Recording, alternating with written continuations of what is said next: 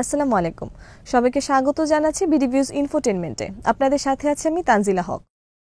ইরানের সাথে যুক্তরাষ্ট্রের উত্তেজনা আবারও বৃদ্ধি পাচ্ছে। সম্প্রতি প্রেসিডেন্ট ডোনাল্ড ট্রাম্প ইরানের বিরুদ্ধে সর্বোচ্চ চাপ প্রয়োগের কৌশল অবলম্বন করেছেন, যার অংশ হিসেবে একটি নতুন প্রেসিডেন্সিয়াল স্মারকলিপিতে স্বাক্ষর করে তেহরানের উপর নিষেধাজ্ঞা আরও কঠোর করেন, যাতে ইরানের তেল রফতানিতেও ধস নামানো যায়। আবার একই সাথে ইরানের উপর হামলার পরিবর্তে তিনি দেশটির সাথে একটি চুক্তিতেও আসতে চাইছেন।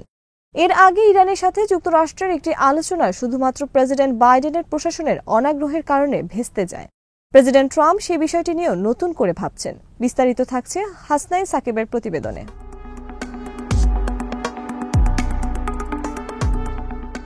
আমেরিকা যেভাবে ইরানের ওপর চাপ প্রয়োগ করে ফায়দা পেতে চাইছে, এই দৃষ্টিভঙ্গিটি তৈরি হয়েছে এমন একটি ধারণা থেকে যে ইরান আগের তুলনায় অনেকটাই দুর্বল হয়ে গেছে। বিশেষ করে সিরিয়ায় আসাদ সরকার পতন, হিজবুল্লাহর শীর্ষ নেতৃত্বের শাহাদাত এবং ইরানের অভ্যন্তরে বাড়তে থাকা কথিত জন অসন্তোষের প্রেক্ষিতে পশ্চিমা নীতি নির্ধারকদের অনেকের মধ্যেই এই ধারণা তৈরি হয়েছে যে ইরান এখন নাজুক অবস্থানে রয়েছে। আগ্রাসী মানসিকতার পশ্চিমা নেতারা তাই মনে করছেন যে ইরানকে প্রতিরোধ করার এটি উপযুক্ত সময়।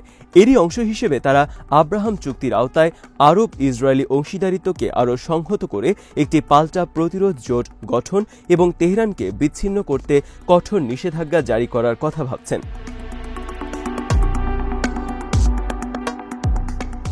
তবে যুক্তরাষ্ট্রের এই সর্বোচ্চ চাপ নীতি দুটি ভ্রান্ত ধারণার উপর ভিত্তি করে গড়ে উঠেছে। প্রথমত, ধারণা করা হয় যে অর্থনৈতিক নিষেধাজ্ঞাগুলি যুক্তরাষ্ট্রের জন্য সামান্য বা কোনো ব্যয় তৈরি করে না, এবং দ্বিতীয়ত, নিষেধাজ্ঞাগুলোর মাধ্যমে এমন এক গণ অসন্তোষ সৃষ্টি হবে যা সংশ্লিষ্ট দেশের সরকার পতন ঘটাতে বা তাদের নীতিতে পরিবর্তন আনতে বাধ্য করবে।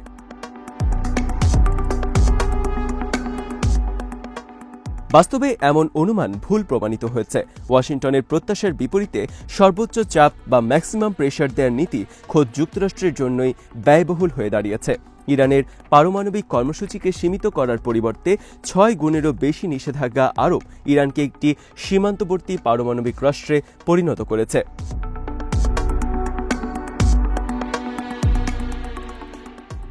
যুক্তরাষ্ট্রের নেতৃত্বাধীন joint comprehensive plan of action অনুযায়ী 3.5% সমৃদ্ধি ইউরেনিয়াম উৎপাদন সীমাবদ্ধ থাকলেও নিষেধাজ্ঞার কারণে ইরান এটিকে 60% বেশি বৃদ্ধি করেছে। তেহরানের সমৃদ্ধ ইউরেনিয়ামের মজুদ 200 কেজি থেকে 6,604 কেজিতে পৌঁছেছে এবং তাদের ইনস্টল করা সেন্ট্রিফিউজ সংখ্যা 6,000 থেকে 13,000-এ দ্বিগুণ হয়েছে, যার 45%ই উন্নত IR-6 মডেল। ফলস্বরূপ একটি পারমাণবিক বোমা তৈরির জন্য প্রয়োজনীয় উচ্চমাত্রার সমৃদ্ধ ইউরেনিয়াম উৎপাদনের সময়সীমা 1 বছরের বেশি থেকে 1 সপ্তাহের কমে নেমে এসেছে। এর পাশাপাশি এই চাপ প্রয়োগের নীতি সামরিক সংঘাতের ঝুঁকি কমানোর পরিবর্তে আরও বৃদ্ধি করেছে, যা যুক্তরাষ্ট্রের নেতৃত্বের বিশ্বাসযোগ্যতাকে দুর্বল করেছে।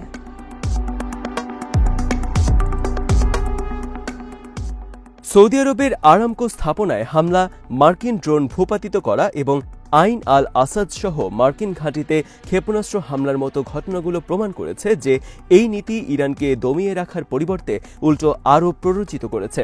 এছাড়া যুক্তরাষ্ট্রের চাপ ইরানকে চীন ও রাশিয়ার আরও কাছাকাছি নিয়ে গেছে, যার ফলে ওয়াশিংটনের কূটনৈতিক প্রভাব হ্রাস পেয়েছে এবং ইরান তার কৌশলগত লক্ষ্য বাস্তবায়ন আরও জটিল হয়ে উঠেছে।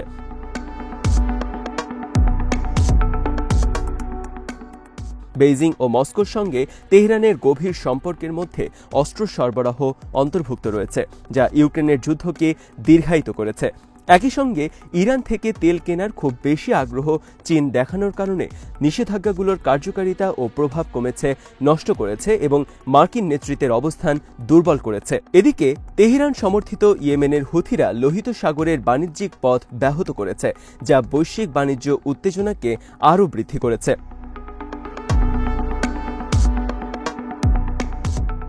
মার্কিন নীতি নির্ধারকদের আরেকটি ভুল ধারণা হল যে নিষেধাজ্ঞাগুলি পর্যাপ্ত অভ্যন্তরীণ অস্থিরতা সৃষ্টি করবে, যা সরকার পতনের কারণ হয়ে দাঁড়াবে।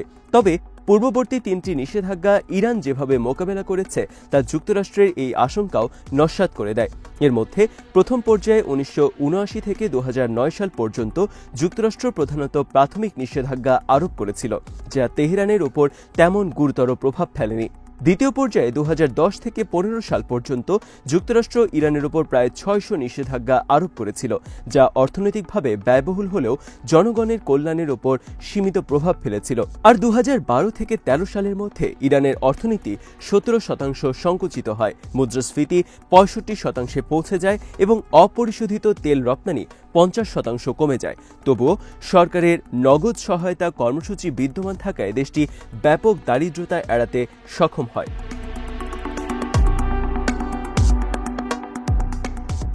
ইরান পারমাণবিক চুক্তি করার পর নিষেধাজ্ঞার সংখ্যা 2015 সালের সেপ্টেম্বরে 1045 থাকলেও 2016 সালের মার্চে 378-এ নেমে আসে। আশ্চর্যজনকভাবে 2017 সালে যখন ইরানের অর্থনীতি তুলনামূলকভাবে ভালো অবস্থায় ছিল, সে সময় জিডিপি ছিল 13%। জিডিপি প্রবৃদ্ধি, মুদ্রাস্ফীতি সিঙ্গেল ডিজিটে সীমিত ছিল এবং 15 লাখ নতুন কর্মসংস্থানও তৈরি হয়েছিল।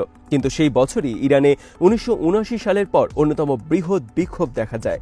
2018 সালের পর যে দুটি বড় ধরনের প্রতিবাদ হয়েছে তার কোনোটি মূলত নিষেধাজ্ঞাজনিত অর্থনৈতিক দুরবস্থার কারণে ঘটেনি।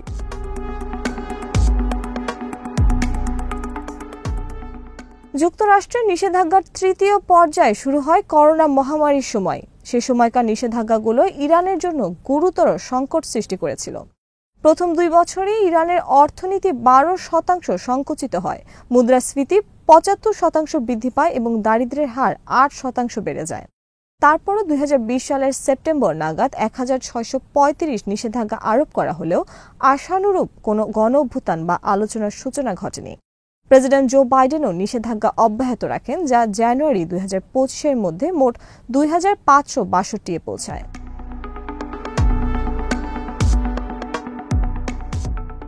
এত কিছুর পরও নিষেধাজ্ঞাগুলির অভ্যন্তরীণ বিদ্রোহ উস্কে দিতে ব্যর্থ হয়। এর মূল কারণ ইরানের বিশেষ সুবিধাভোগী জনকল্যাণ ব্যবস্থা, যা রাজনৈতিকভাবে প্রভাবশালী গোষ্ঠীগুলোকে সুরক্ষা দেয়। নিষেধাজ্ঞাগুলি সাধারণ মানুষের দুর্ভোগ বাড়ালেও শাসক শ্রেণী, সামরিক বাহিনী, নিরাপত্তা সংস্থাগুলি এবং সরকারি খাতের দক্ষ কর্মীরা তুলনামূলকভাবে নিরাপদ থাকে। অন্যদিকে অনানুষ্ঠানিক খাতে কাজ করা 60% কর্মী মুদ্রাস্ফীতির ভার বহন করলেও তারা রাজনৈতিক কর্মকাণ্ডের জন্য সুসংগঠিত কোনো প্ল্যাটফর্ম পায় না।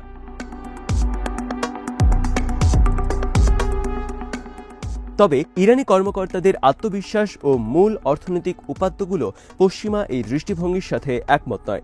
2020 সালের মার্চ থেকে 2024 সালের মার্চ পর্যন্ত ইরানের অর্থনীতি প্রায় 17% বৃদ্ধি পেয়েছে এবং 12 লাখ নতুন কর্মসংস্থান সৃষ্টি হয়েছে।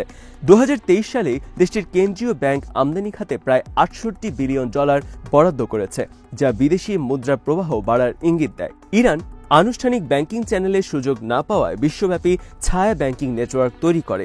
যদিও এটি ব্যয়বহুল, তবে এই কৌশল বহিরাগত চাপ কমাতে সাহায্য করছে। বিশ্বব্যাংকের তথ্যমতে ইরানের দারিদ্র্যের হার 2019 সালে 30% থেকে 2023 সালে 22% নেমেছে এবং জীবনযাত্রার মান 18% উন্নত হয়েছে, যা এখন 2017 সালের আগের পর্যায়ে ফিরে এসেছে।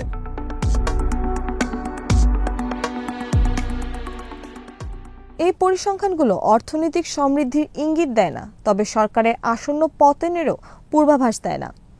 ইরান ইরাক যুদ্ধের পর যেমন ইসলামী প্রজাতন্ত্র নিষেধাজ্ঞার সাথে খাপ খাইয়ে নিয়েছে, মার্কিনীদের সর্বোচ্চ চাপ নীতির প্রভাব ইরানের ক্ষেত্রে আরও উল্টো হয়েছে। এটি ইরানের রক্ষণশীল কঠোরপন্থীদের শক্তিশালী করেছে এবং মধ্যপন্থী সংস্কারবাদীদের দুর্বল করেছে। নবনির্বাচিত প্রেসিডেন্ট মাসউদ পেজেশকিয়ান সমাজ সংস্কার, অর্থনৈতিক পুনরুজ্জীবন এবং পশ্চিমা বিশ্বের সঙ্গে সম্পর্ক উন্নয়নের প্রতিশ্রুতি দিয়ে নির্বাচনে জয়লাভ করেন। তার সরকার বর্তমানে 2017 সালে সাবেক প্রেসিডেন্ট হাসান রুহানির তুলনায় আরও শক্তিশালী অবস্থানে রয়েছে।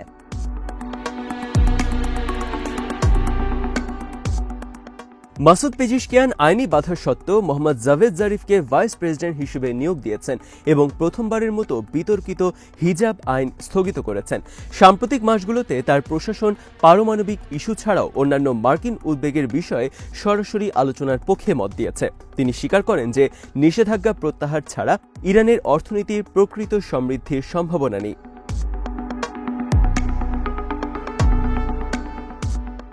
এছাড়া তিনি বিভিন্ন আন্তর্জাতিক মনিটরিং সংস্থাকে ইরানে কাজ করার সুযোগ দিতে চেয়েছেন এবং ইন্টারনেট স্বাধীনতা বৃদ্ধির পরিকল্পনা ঘোষণা করেছেন। যদিও এসব উদ্যোগ কতটা সফল হবে তা অনিশ্চিত, তবে পেজেশকিয়ান ইতোমধ্যে খামেনির গুরুত্বপূর্ণ সমর্থন পেতে সক্ষম হয়েছেন। তাছাড়া যুক্তরাষ্ট্রের নতুন নীতি ট্রাম্পের প্রথম মেয়াদের মতোই কোনো আলোচনা নয়, কোনো যুদ্ধও নয়, এমন অবস্থানের দিকে ফিরে গেছে বলে মনে হচ্ছে। তবে একতরফাভাবে চাপ প্রয়োগ না করে বরং ইরানের অভ্যন্তরীণ বাস্তবতার সাথে সামঞ্জস্যপূর্ণ সহযোগিতার জন্য সুস্পষ্ট ও বিশ্বাসযোগ্য প্রণোদনা সংবলিত একটি নীতি অনুসরণ করলে ইতিবাচক প্রভাব বেশি পরিলক্ষিত হতো বলে বিশ্লেষকরা মনে করেন।